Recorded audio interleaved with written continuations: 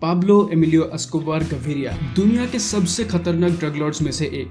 बहुत ही कम लोग जो उसके लेवल तक पहुंच चुके थे और उनमें से एक है Joaquin Archivaldo Guzman Loera AKA kingpin El Chapo गुज़मन।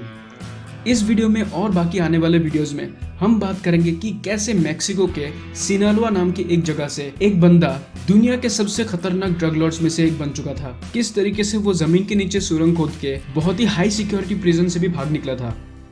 Drug Lord El Chapo के बारे में ये पहला वीडियो है। इस वीडियो का और बाकी आने वाले वीडियोस का सोर्स है एल चापो के ऊपर बनाया गया हुआ 3 सीजन का वो सीरीज। ये पार्ट 1 है। इस वीडियो में मैं El Chapo series season 1 episode 1 explain करूंगा। अगर आप चैनल में नए हो तो स्क्रीन में आपको जैसे इमेजेस दिख रहे हैं पूरे वीडियो में वैसे ही इमेजेस रहेंगे। ओरिजिनल इमेज में यूज नहीं करता, लेकिन आई एश्योर यू स्टोरी और मेरा एक्सप्लेनेशन बिल्कुल वही है जो कि सीरीज के एपिसोड के हिसाब से है। तो अब वीडियो शुरू करते हैं। एल चापो सीजन 1 एपिसोड 1 शुरू होता है और हमें दिखता है क्लाइमैक्स। मीडिया में रिपोर्ट कर रहे हैं कि most wanted criminal kingpin El Chapo Guzman को अरेस्ट कर लिया गया है। बस इसके बाद हमारा स्टोरी शुरू होता है 1985 मैक्सिको। एल चापो नाम का एक बंदा जमीन के नीचे से सुरंग खोदता है जो मैक्सिको के थ्रू होके यूनाइटेड स्टेट्स से ऊपर उठता है। ये सुरंग खोदने के बाद वो जाता है अपने बॉस फेलिक्स गलार्डो के पास। मिगुएल एंजल फेलिक्स गलार्डो उस टाइम पे मैक्सिको का सबसे बड़ा ड्रग लॉर्ड था। मैक्सिको के जितने भी छोटे छोटे कार्टेल्स थे ऑलमोस्ट सब उसके लिए काम करते थे और इन्हीं में से एक था एल चापो। जब उसने सुरंग खोदा वो अपने बॉस फेलिक्स गलार्डो के पास गया और कहा कि उसने ऐसा एक सुरंग खोदा है जिससे कोलंबिया से जो प्रोडक्ट आता है जिनको उन्हें स्मगल करना होता है मैक्सिको से यूनाइटेड स्टेट्स तक, वो एल चापो अपने टनल्स के थ्रू कर सकता है। और इन सुरंग से अगर वो चीज़ें भेजा जाता है तो वो बहुत ही जल्दी होगा, उनका बहुत टाइम बचेगा जिससे वो लोग और ज़्यादा बिजनेस कर सकेंगे। लेकिन फेलिक्स गलार्डो एल चापो को बोलता है कि तुम्हारा काम नहीं है ये सब, जो मैं तुम्हें करने देता हूँ उतना करो, और एल चापो को वापस भेज देता है। जितना एक्साइटमेंट के साथ वो गया था उतना ही दुखी होकर एल चापो वापस आता है और तब वो डिसाइड करता है कि वो खुद बिना फेलिक्स गलार्डो को पूछे अपने आप कोलंबिया जाएगा पाब्लो एस्कोबार से मिलने।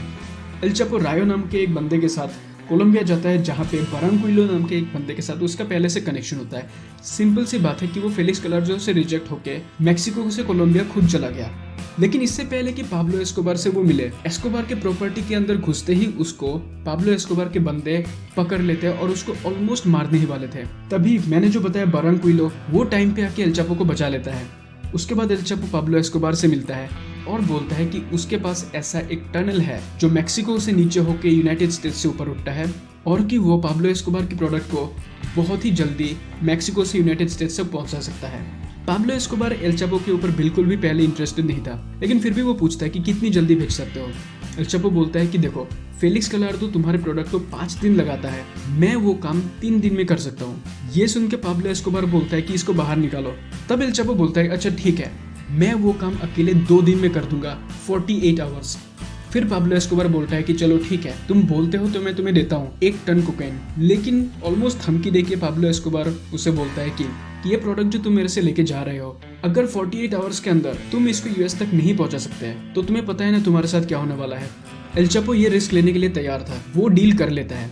अब एल चापो वापस आता है अपनी जगह पे, वो सब कुछ रेडी कर रहा होता है और कोलंबिया से प्रोडक्ट आता है। और लॉन्ग स्टोरी शॉर्ट, जो कोलंबिया से प्रोडक्ट आता है एल चापो उसे टाइम पे यूएस तक पहुंचा देता है। लेकिन बीच में बहुत सारा प्रॉब्लम्स आता है, उतना इंपॉर्टेंट नहीं है लेकिन फिर भी मैं बोल देता हूँ। सबसे पहले एल चापो को उसके घर से कॉल आता है कि उसके पिता की आखिरी समय है, वो मरने वाले हैं और मरने से पहले वो एल चापो से मिलना चाहता है। अब ऑब्वियसली एल चापो तो जा नहीं सकता, तो ये उसके दिमाग में एक टेंशन है। अब जैसे कि एल चापो बिना फेलिक्स गलार्डो के परमिशन लिए तो क्या होता है कि फेलिक्स अपने बंदे भेजता है, एल चापो को पकड़ लेता है और ऑलमोस्ट मारने वाले होता है। लेकिन बाद में छोड़ देते हैं ये सोच के कि या तो ये प्रोडक्ट को भेज सकता है, अगर भेज सकता है तो अच्छी बात है, आफ्टर ऑल एल चापो तो काम करता है फेलिक्स गलार्डो के लिए, तो इससे तो उसी के बिजनेस को फायदा होगा। और अगर नहीं भेज सकता है तो कोई बात नहीं, पाब्लो एस्कोबार तो उसे वैसे भी मार देगा, तो इसलिए उसे छोड़ देते हैं। उसके बाद एक और प्रॉब्लम आता है कि पुलिस आके एल चापो के प्रोडक्ट को उठा के लेके जाता है। एल चापो का प्रोडक्ट नहीं, कोलंबिया से जो प्रोडक्ट आया था। अब वो उन प्रोडक्ट को वापस लेता है, पुलिस को बंदूक दिखा के मारने की धमकी देके। उसके बाद DEA के बंदे आके एल चापो को ही उठा के लेके जाता है। वो पैसा पे करके वापस आता है तो इतना सब कुछ प्रॉब्लम होने के बाद फाइनली वो कोलंबिया से जो प्रोडक्ट लाया था, एस्कोबार को जो प्रॉमिस किया था, जो काम फेलिक्स गलार्दो 5 दिन में लगाता है,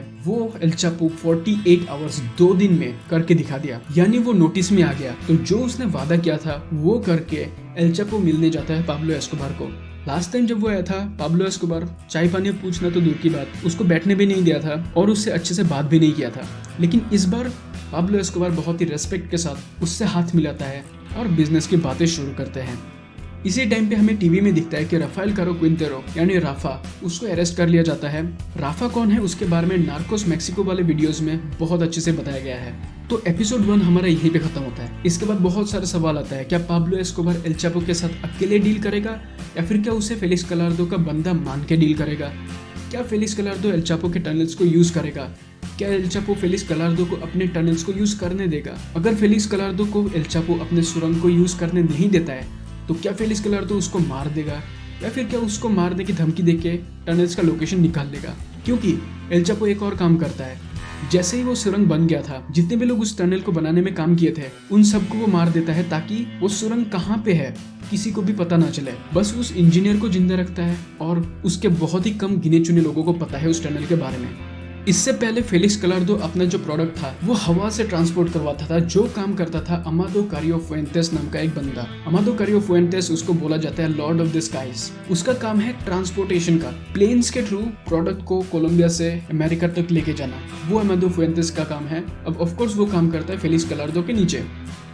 तो अब जैसे कि एल चापो ने प्रूव कर दिया, क्या इसके बाद फेलिक्स गलार्दो एल चापो के टनल्स को यूज करेगा या फिर अमादो के प्लेन्स को या फिर दोनों को, या फिर क्या एल चापो अपने टनल्स को यूज करने नहीं देगा और अगर नहीं देता है तो क्या होता है? बहुत सारे सवाल है, बहुत ही लंबा स्टोरी है, बहुत सारे वीडियोस आएंगे। ये तो बोल सकते हो सिर्फ एक ट्रेलर है क्योंकि ये सिर्फ एपिसोड 1 है। मिलते हैं अगले वीडियो में। Thank you, goodbye and have a nice day. अब बहुत ही इंपॉर्टेंट बात, देखो दोस्तों, प्लीज एक रिक्वेस्ट है, वीडियो को शेयर जरूर करो, अपने किसी दोस्त को शेयर करो, कहीं पे भी किसी ग्रुप में डालो, कुछ भी करो। सब्सक्राइब कीजिए चैनल को अगर नहीं किया है तो। मिलते हैं अगले वीडियो में। Once again thank you, goodbye and take care.